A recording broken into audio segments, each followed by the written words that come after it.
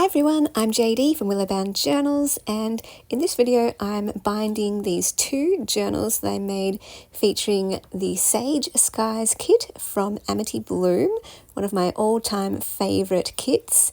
And I made these two journals using manila folder as the cover for the base, and I decorated the front cover with vintage pianola paper and then did a bit of a collage over the top.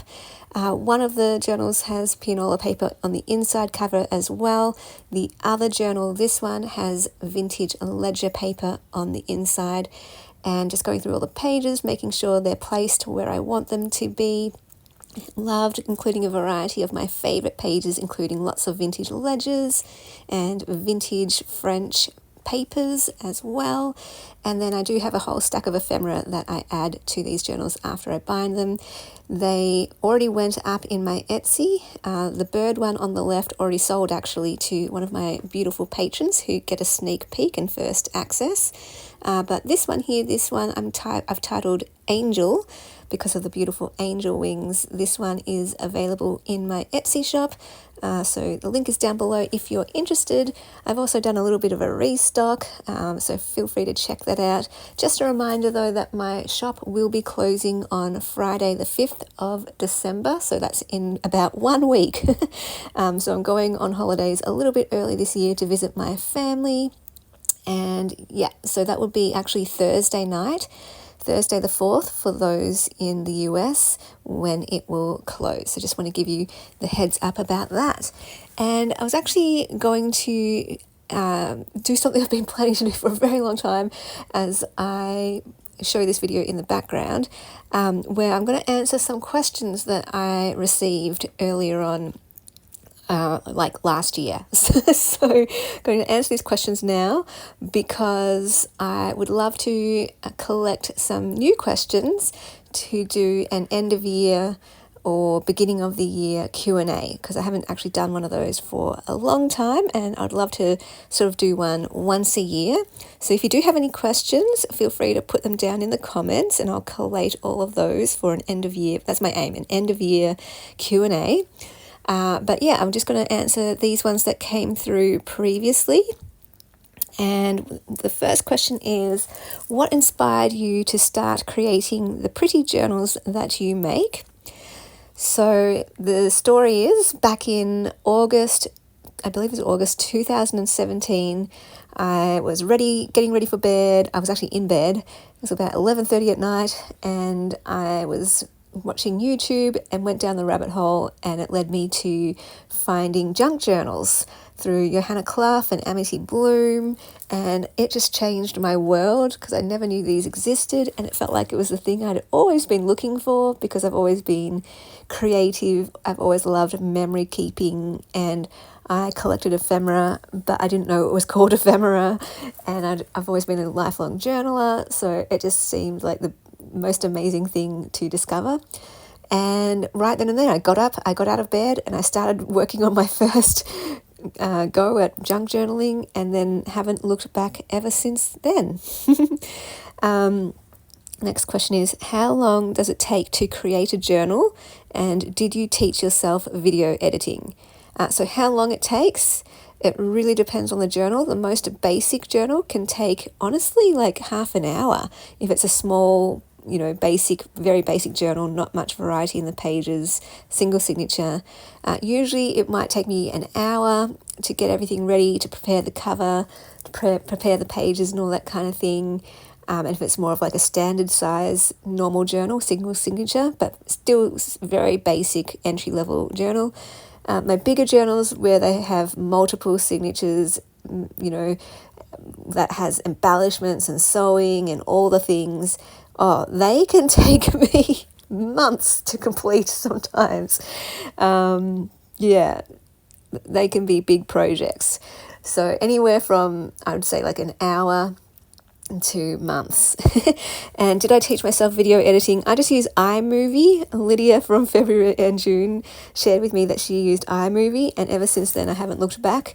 It's super simple, very, very easy to use. So I just kind of taught myself how to use iMovie.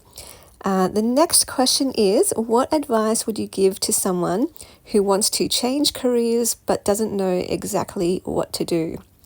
So this is kind of what I did a little bit in a couple ways. So I went to uni and studied environmental science and majored in zoology because I thought that I wanted to be a zoologist. Then when I graduated, I realized that I probably didn't want to work in the outdoors doing research, but I still wanted to work with animals, so I became a dog groomer and worked in retail in a pet shop. So that way I could still work with animals. But then after that, I realised, nope, that wasn't for me either. I wanted to... Took me a little while to figure out what I wanted to do, but what I could say is looked back on my life and what did I always do? What was the thing that I did in my spare time? Like, what was that thing that I did where you didn't have to pay me to do it? It's just what I wanted to do all the time, no matter what. And that was writing and creating. So I switched gears at the age of 26, I believe. And at 28, that's officially when I enrolled in a Master of Writing and Literature because I realised that I wanted to be a writer. And then another little career change, I guess, was, my day job. I wouldn't say it was my career, but my day job was at the time in admin. So I've worked at various churches in admin and lots of filing, lots of computer work, lots of emails and that kind of thing. And I really enjoyed that work for a long time. I really, really enjoyed admin. But eventually what it started to feel like was my soul was dying and it wasn't giving me joy anymore. It wasn't making me come alive anymore. It wasn't challenging me anymore. I wasn't growing through it anymore. And so that was around the time when that started happening that I discovered, thankfully, junk journals. And so I started making journals. Like, I couldn't stop. As soon as I got home from work, I was making journals. And so, I started making journals, started selling them, started my YouTube channel, eventually started an Etsy shop, and then started a Patreon. And my Patreon is what allowed me to leave my day job in admin. So I made that leap, and in 2020 I went full-time with Willowbound Journals. So what advice? I would just say find out what is that thing that you love doing, that you don't need to be paid for, that you would do it no matter what, and that you just enjoy, that brings you to life. If you can get a job in that, go for it. But I would say don't leave your day job straight away. Like for me, I stayed in my admin job until my hobby could support me. So it wasn't until I could be supported through or enough, like, because I had Etsy, but I wasn't getting enough journal sales to support me. But when I started Patreon, that was enough to be able to live on. And so I didn't move from the admin job until I had something secure to live on. So when I say thank you so much to my beautiful patrons at the end of every video with the credits, showing the patrons' names, I really do mean it when I say, like, you guys really make a difference, and that I couldn't do this without you in terms of it being a full-time job. So thank you so much. Thank you so much. I'm just going to loop this video, just something you can have in the background while you listen to me answering these questions. Hope it's interesting and hope that you get some useful tips or encouragement.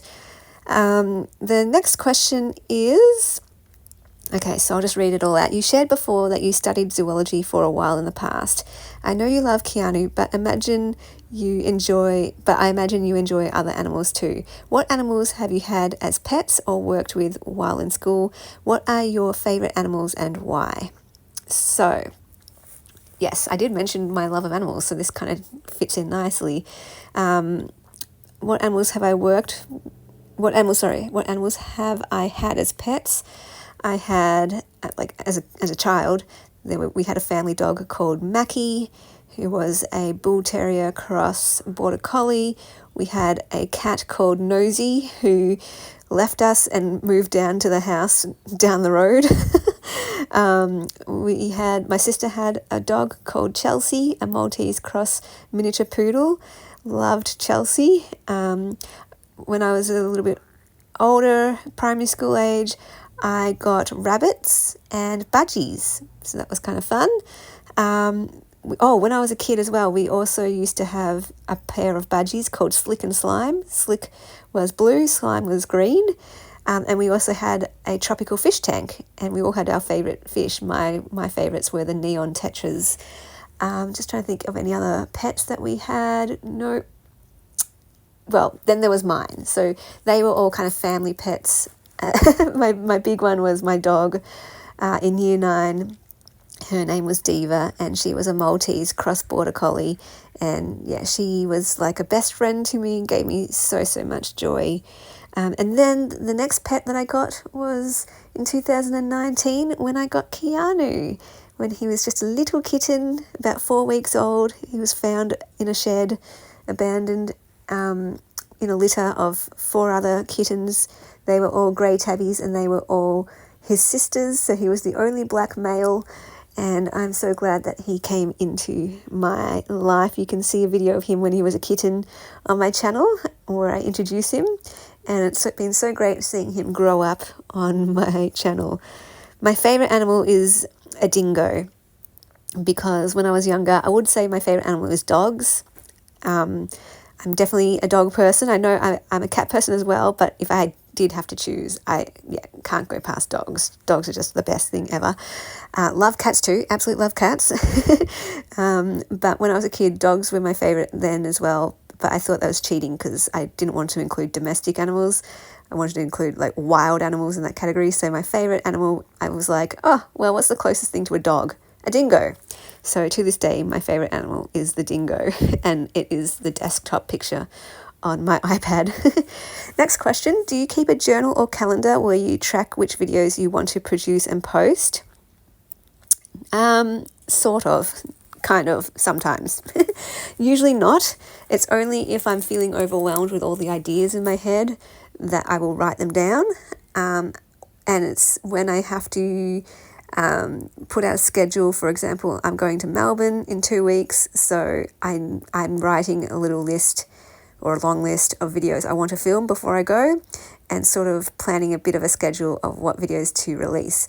So yeah, I try to post daily, and so I will have many videos scheduled in advance so I can post them daily still while I'm having my holiday.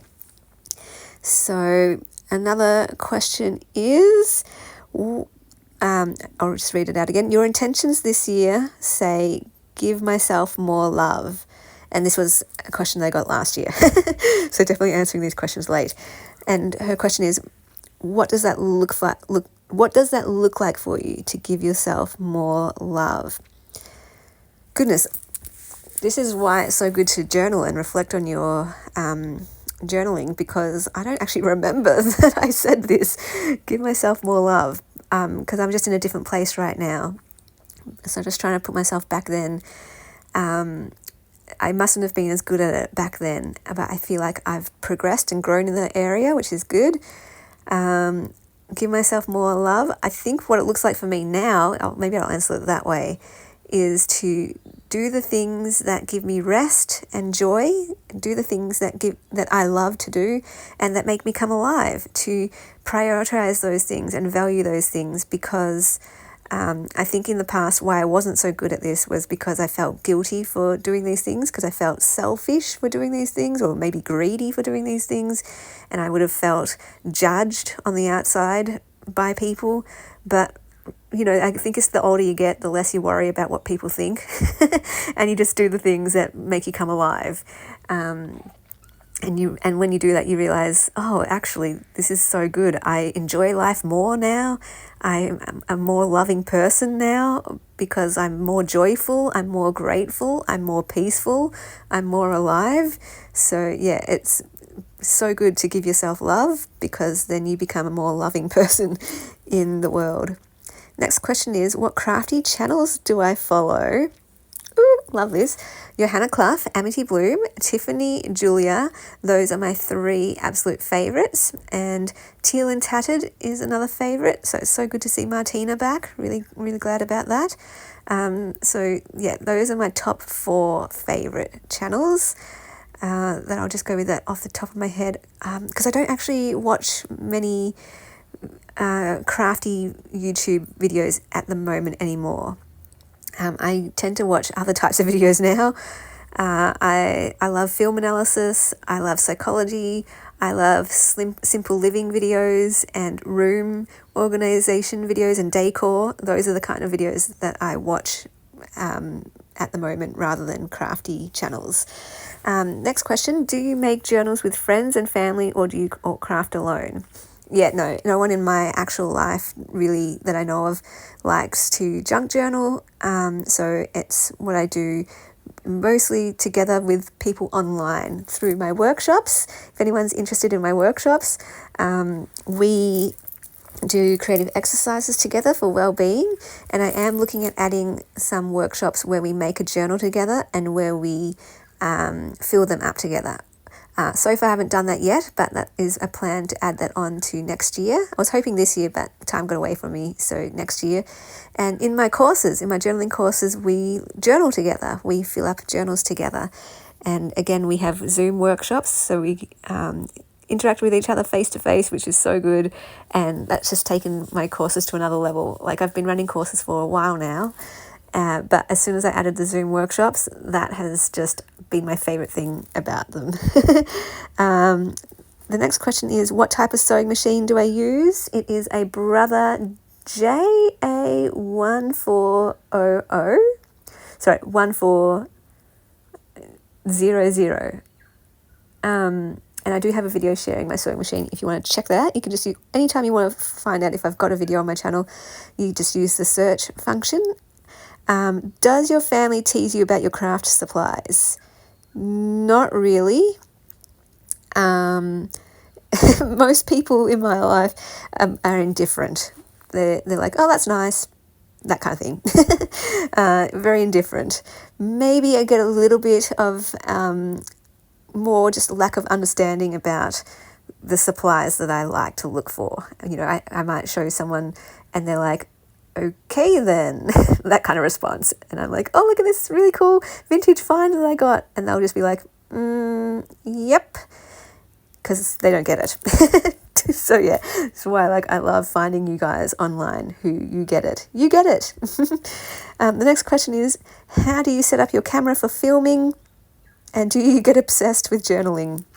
All right, so I do have another video on my channel showing my filming setup. It is so good now. I used to have this wooden frame and it was doable but not great. But now I have a filming arm. In that video I have the link of where I got it from. I love it so much. It's out of the way, out of my desk. I never knock it anymore, and it's just, I love it. It's so good. It's been a very good find, because I've been looking for a filming arm forever, and I've tried different filming arms and they all were so flimsy, but this one's strong and you can maneuver it in all different directions. I love it. I don't know what it's called, but yeah, check out that video. You will see it there. Do I get obsessed with journaling? Well, I don't know if I call it obsessed. I would say in the past I was, when I first discovered junk journaling, but now I've found more like an easy, smooth rhythm to my journaling. I just have my yearly journal, yearly junk journal, and I journal every morning. My gratitude journaling and my faith journaling, my prayer journaling. So aside from those two journals, that's pretty much all I do. And then I have my journals I keep for my courses and other like one-off projects. All right. Oh, wow. Okay. Sorry, I've got a lot of questions from one person. I love that. If you want to do more than one question, like, feel free to put them all in there. This person left 12 questions. I might come back to that one at the end. I've got 3 others that I'll answer first before I get to that to end this video. All right. The next question is, what kind of movies or TV do I like? Well, I don't watch TV at the moment. Other than sport. I love watching AFL, cricket and tennis. Movies, what kind of movies do I watch? Again, I don't really watch many movies. I do love movies though. I do like thrillers. I like movies that can make me think. Non-scary thrillers. I can't do horror. Very non-scary. But I like movies that make me think and that make me have to work a little bit to figure out what's happening. I like mysteries, that kind of thing. But I sort of like watching those with people. I don't like watching them on my own. Yeah. I don't know. I'll have to come back to that question, I think. I don't really watch many movies at the moment, even though I really want to, or sort of want to. Okay, next one. Crafty question. Could you share tips for how to use a copier and digitals? What copier do I use at home, or what copiers work best at home?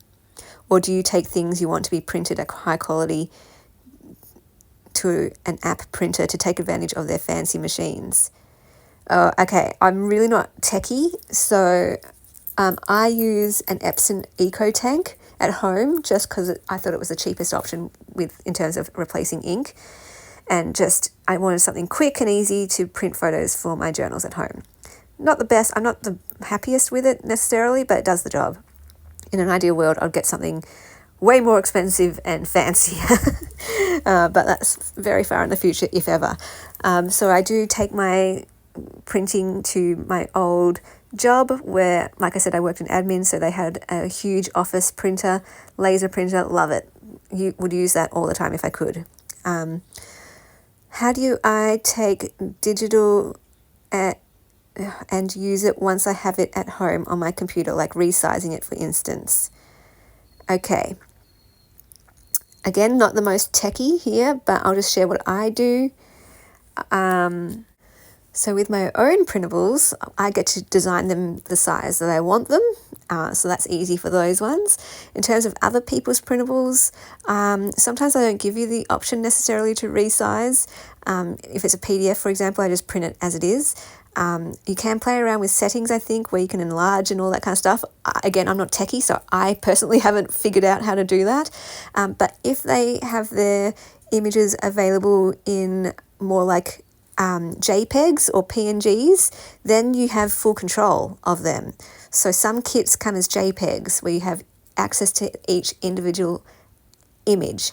And then you can just, what I do is put it either into Word or PowerPoint, and I just size them however I want. So hope that helps with sizing. Next question. You talk frequently about your grandma. Could you share some of your favourite memories of times with her? Yeah. My kindred spirit grandma.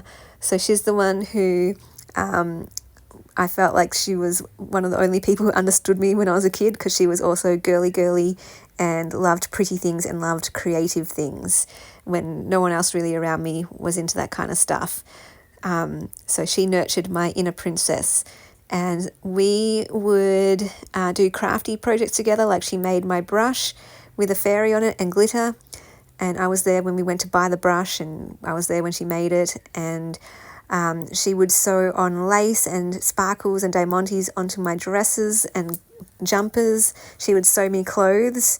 I loved my school dresses so much because I had 3 of them, and everyone else had just their plain school dress, and mine had lace sewn onto them in 3 different designs, and I loved them so much. So got some fun memories of that. She would paint my nails. I would do her hair and her makeup. I would have fun going through her jewelry. We would eat lunches together. So yeah, we had some really fun memories. I even had the fun times of being allowed to have a day off school if she was visiting, and we would have a fun outing together. And one time our outing when I had a day off school was she went and bought me, like we went together and she bought me a couple of picture frames, and she framed some of my unicorn pictures from an old calendar that she'd bought me. So little activities like that. It was just so cool. She says in this question, you also talk of your grandpa and his writings and his treasured books. Is that the same side of your family as far as was that the grandpa married to the grandma I speak so fondly of? Nope, that was different on the other side. So the other grandma was, I had two wonderful grandmas, and I even want to do something inspired by them, like some sort of tribute. But the kindred spirit grandma, she was the crafty, girly princess grandma who nurtured my creative side. My other grandma on the other side, she was the one who would always pray for every family member and just a model of faith and Christ likeness. So that's what that grandma passed on to me. And I'm so thankful I've got her Bible that was passed down to me. And I've got my grandpa's typewriter that was passed down to me. My grandpa on that side was a pastor, and both my grandparents on that side were missionaries in Papua New Guinea. So I've got lots of his typewritten sermon notes and handwritten sermon notes. So very, very special, very, very special. So yeah, stay tuned. I want to do something like maybe some sort of heirloom course. Again, I know I've already done one, but one that's specific to our grandparents on both sides, or maybe something to do with our family history. I've been playing around with a course with that for the last few years. Just haven't put it together in place, but I've got a lot of ephemera from both grandparents, sides of grandparents, so I want to do something to do with that. And stay tuned. And let me know if you're interested in that grandparents workshop or course. I'm not sure what it will be yet. All right, I'm going to end with this string of 12 questions from this one person. Love it, love it, love it. All right, number 1, where did I go to school? Was it an art school? Okay, so I assume this means like what uni did I go to, if it's specific to like that specific. I went to Monash University first of all to study environmental science. Then I went to Tabor Bible College and I studied a grad dip in arts where I majored in mission studies. Then I did a Master of Writing and Literature. And then I actually dabbled in another Bible college course at Tabor where I studied creative writing. And I only ended up doing one semester or one trimester with 2 subjects, but honestly, that was more life-changing than all of the other courses, really. When did you start liking art? Oh, lifelong. I've liked art since I was a kid. I was always colouring in, drawing, bead making, jewellery making with beads, painting. I was drawing constantly, or making books as a kid. I still got some of those. Maybe one day I'll share them if you want. I've still got my drawings as a kid. Yeah, I've always liked art. Would you ever work for an art design agency or company, or stay your own boss forever? Oh, yeah, no. I don't think I'd work in the field of art or design, but I guess I kind of do, because my book, Lamp in Dark Places, is pretty much an art design book that I created myself. Every page was an artwork that I designed, and I had to format that and design that book myself. So yeah, I don't think I would ever do it for anyone else, because I don't enjoy it myself, doing it myself necessarily. The design element anyway, computer work is not my favorite thing. And yeah, I love being my own boss. I love setting my own hours. It's so good. Are you a member of any professional organizations that look good on your resume, like Skillshare or Squarespace? No, not at all. What's your favorite thing about your job? Oh, so many things. I just love that I get to create. Like I said before, this is the thing I do even in my free time. Absolutely. I'm just so thankful that I get to do this as my full-time job, that I don't have to have a different job, that I get to do this all day, all night long if I want. So thankful that I get to spend all my time doing something I absolutely love. So that's number 1, I guess. But my other favorite thing, I guess, is spreading this joy with other people, that I can share my love of journaling with other people who also love journaling. And when someone messages me and says, oh, I got into journaling because of your video, or I got into this thing, or I was inspired to do this thing because of one of your videos, I'm like, oh my goodness. And through my courses are one of my favorite things about what I do and the workshops, where people have messaged me saying, you know, I lost my mojo, or I had no inspiration, or I've got all these journals but I haven't filled any of them, or I don't know where to start. or I've lost touch with my own creativity, but your courses or your workshops, they brought my creativity back and showed me the power of journaling and showed me the power of reflection. And I'm just like, oh, I love having meaningful work. I love that this is work that can help people. Oh, love it so much. And of course, I love all the friendships made with so many lovely people from around the world. It's so good. Worst thing about your job? Okay, let me think, because there are so many perks.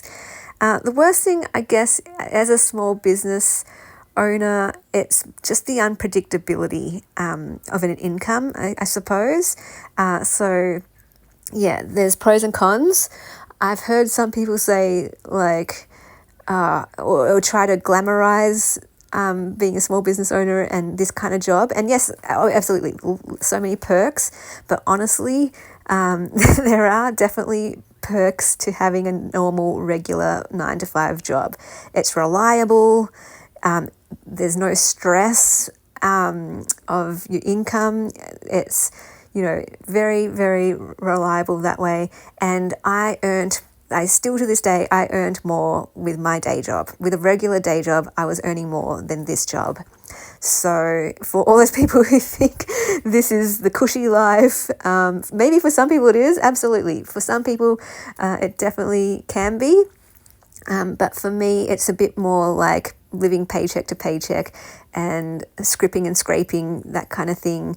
But every time that I've considered going back to a normal day job and giving up being my own boss for the sake of the reliability and the, that kind of life of having it be stable and secure, I just look at my priorities. Look, I'm not in it for the money. I'm not in it for, because what do I do with the money anyway? I just buy more craft supplies, literally. So when I think about it like that, I intentionally live small so that I don't need lots of money to live on, so that I can afford to live this way, if that makes sense. Yes, it's a trade-off and it's a sacrifice. There's some things I don't know if I'll ever be able to do because I don't know if I'll ever be able to afford it. But what I've done, I've reflected deeply on this. I've thought about it deeply for years now. And I am, at this point in my life anyway, things could change in the future if I wanted something more stable or if I wanted to live out some of my bigger dreams perhaps. But for now, I'm happy to live, a smaller way of living, simpler way of living, where I prioritize that sort of lifestyle, that kind of thing. And everyone is different, but all I say is just find out your own values, find out your own priorities. Even when I did have a 9-to-5 job, I remember making a decision that I would not work 5 days a week because I didn't need to. I didn't need the money to have to live on and to work 5 days a week. So I was just like, if I don't need to work 5 days a week, then I'm only going to work 4. And if I only need to work 3, if I can get by and live on a 3 days work wage, then I would do that because my priority isn't to make more money. It's to live a life I enjoy daily. And like I said before, when I was working in retail, did not enjoy that at all. I wasn't happy. I was actually dreading going to work. And it was really affecting my whole life actually. And so that's sort of what helped me to realize and reflect. I was like, I don't want to spend my life doing something I dread. I would rather spend my days, I would rather spend 3 days at work rather than 5 if I don't enjoy that job. And if I can live on, if I have the, if I have the luxury of being able to live on 3 days, what's the word? 3 days of work, 3 days wage, then I made a conscious decision to do that so that the other 2 days I could actually enjoy because I wasn't enjoying those 3 days at work. But obviously, if I needed to work 5 days a week, I would have. If I had to live on 5 days wage, if that's the only way I could live, then absolutely, I would. You have to do what you have to do. And 5 days, but I didn't. That's why I intentionally live small to be able to do this. So I hope that was encouraging, because I think sometimes what I found, I got so disillusioned when I graduated from uni and stepped into the workplace or the workforce. I was like, is this it? I was so disillusioned. I thought this was the pinnacle, you know, you go to uni and you get a job and this is what it's all about. And then I got to the job and I was like, no, this is not how I want to spend my life. And so I thought, yeah, I'd work 9 to 5 until I retired. And then I realized, nope, I am not working 5 days a week. Having said that, I am now in a job that I love. I love it. And I'm happy to work 7 days a week in this job. And I've actually had to put balance in. And I try to make sure I don't work on the weekends. Okay, next thing. Mac, PC, or both. I use PC. Not. I have an iPhone and an iPad. So not that I'm against iMac or anything. But just that I'm so used to having a PC. Maybe one day I'll get a Mac, but for now, PC is what I've got. What software do I use? For what? I'm not quite sure what this is referring to. If you're referring to my editing for videos, I use iMovie. I don't use a PC for that. I just use my iPhone. Yeah. Other than that, I use Word and PowerPoint. I use Canva a little bit. What kind of skills should a beginning designer need to know? Well, yeah, I'm not really into design myself, but it might look like I am because I guess designing journals and designing my books, what kind of skills, I don't know. I just kind of teach myself and figure out what I need to do as I go. But I just use what I use, PowerPoint. Job search recommendations. Again, I really can't help with that question. So just for context, this person, it says that they are a graphic design student about to graduate. And so I guess they're referring to this question about, you know, how to find job search, design. And me, I'm not actually in design in that field myself. What kind of portfolio pieces should I have? Again, I'm so sorry, I don't feel qualified to answer that as I'm not in the design field. Any advice to a graduating student? I guess I'll just speak more broadly because I didn't do design. But when I graduated, that's the moment when I realized that I didn't actually want to work in the field that I graduated in. Honestly, I just got the first job I could find when I graduated. I still managed to find one in a field that I thought I wanted to work in. So I did work with animals. And I still love animals and I still want to support animals and all that. But yeah, I just found that my heart was with creativity. So for a graduating student, I don't know for everyone because my story is very different. But yeah, just see if you can find a job you like that you really enjoy. Do some reflection on what it is you really enjoy. And if it is in the field that you've graduated in, perfect. If it's not, that's okay. You can definitely change. I do not regret at all any of the courses that I took. I loved each of them. I am interested in many topics and I loved learning about what I learned and still interested in those topics, and I had a blast. And it's okay. I know it was very scary for me to change from environmental science and zoology to creativity, writing and art. And it took me a while to come to terms with that change. But once I embraced it, haven't looked back at all. So I would say to you guys, if you're in that stage, because we've kind of come full circle with the first question, just know that when you're doing something you love and something that makes you come alive, find that thing, because you won't waste time doing something you're loving. If you're doing something that makes you come alive, that's not a waste of time. So find it as soon as you can. But enjoy the journey as well. We don't need to know. We can just have fun discovering. So I hope that was helpful. We had some very interesting questions and some kind of connected questions. Hopefully that might have been helpful for maybe where you're at. If you have any further questions, feel free to put them in the comments. If you have any comments yourself in relation to what I've shared, feel free to share a bit of your story. But yeah, I am looking to collect new questions for an end of year Q&A, so feel free to yeah, put them down in the comments too. Awesome. All right. Thank you so much for watching, and I'll see you in the next video. Bye, guys. A big thank you to my beautiful patrons supporting me and this channel. Thank you so much for believing in what I do. And if you would like to support this channel, become a patron. There is a link down below in the description box where you get access to extra videos, behind the scenes looks, as well as printables that are exclusive to my patrons, as well as every single digital kit in my Etsy available to my rubies. Higher tier patrons also get access to mail that is sent to them. Some of my courses and my books are available too through Patreon.